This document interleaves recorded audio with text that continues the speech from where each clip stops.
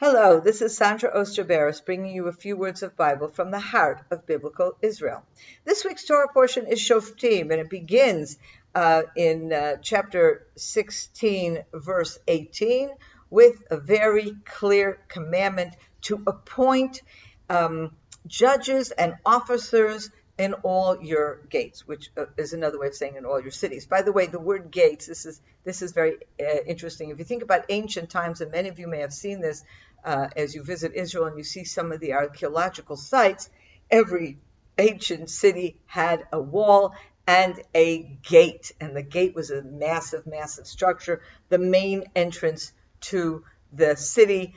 And of course, this type of model of a city lasted well into modern times. If you remember, the old city of Jerusalem has a massive wall, which the origins of that wall is certainly in ancient times, but as recently as just a few hundred years ago, the Ottoman Empire strengthened that wall, and of course massive gates, and etc. So you can picture this.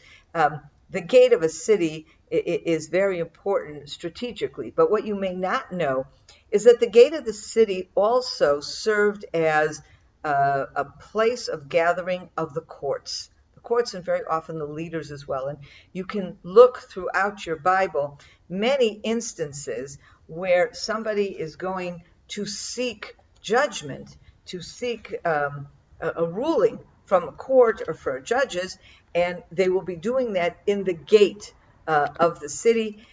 One example that comes to mind is in the book of Ruth, when Boaz goes to work out the situation, who's going to actually marry Ruth. He does that in the gates of the city. And another example that is not taking place in the land of Israel is Mordecai. In the book of Esther, it says he sits in the gates of the king. He is sitting in a place where all the leaders and the judges and perhaps the princes are sitting. Okay, it's not just he's hanging out in the entrance to the city. He's sitting in a place that is very central to governance and to particularly the court system in any given city or country. So that's just an aside. But what we do see here in this Torah portion, in these first verses, is how important it is to set up a justice system. We need to have judges who will judge the nation, and they have to judge them righteously, okay? And then, of course, we have an important instruction. There should be no bribery.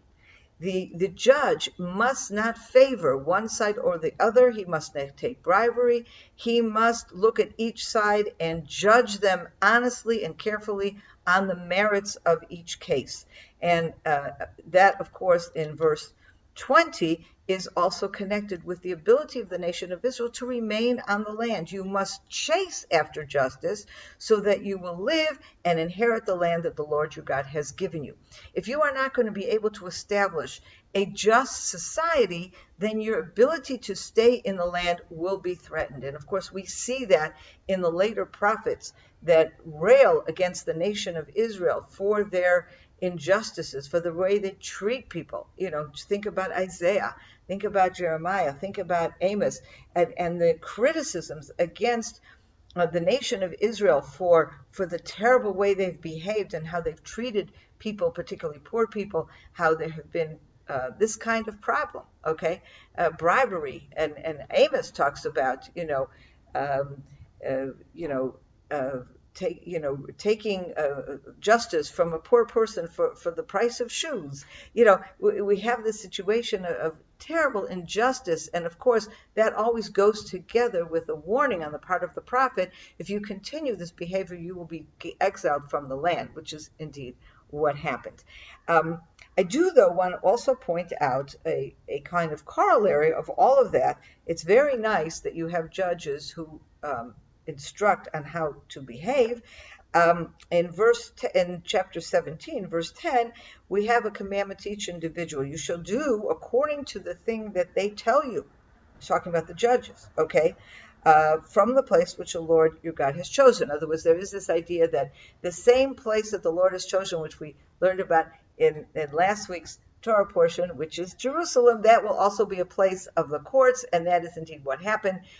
In the temple compound itself was where the high court sat, certainly in Second Temple times. And And it says, and you shall obey and do everything as they have instructed.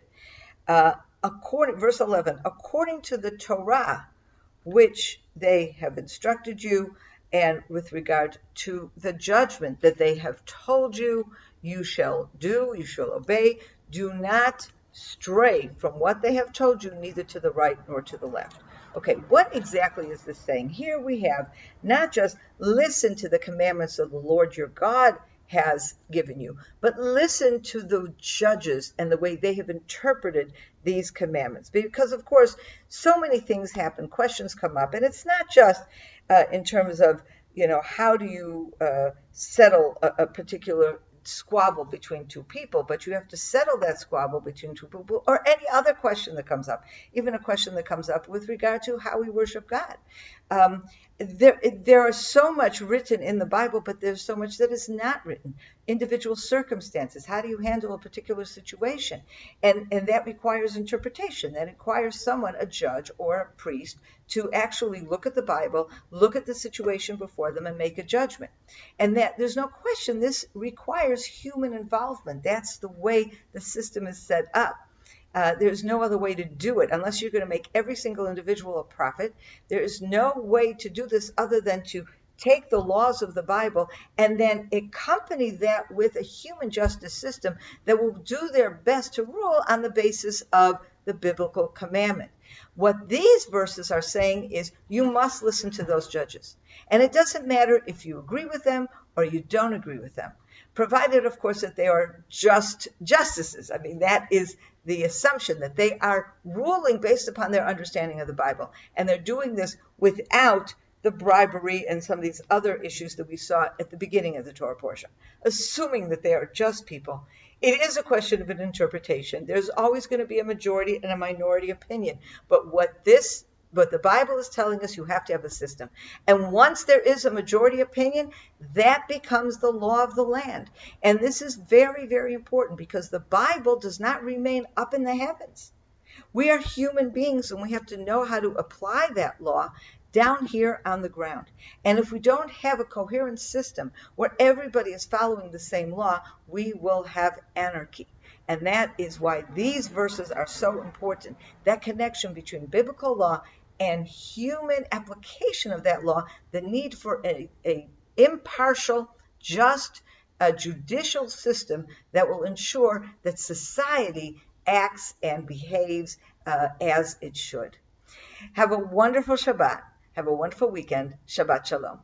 I hope you enjoyed that video, and we'd like to be sure you're getting all of our video content. So just click on the subscribe button below as well as on the notification bell, and that way you will have easy access to all our material. We look forward to staying in touch with you. God bless you, and have a wonderful day.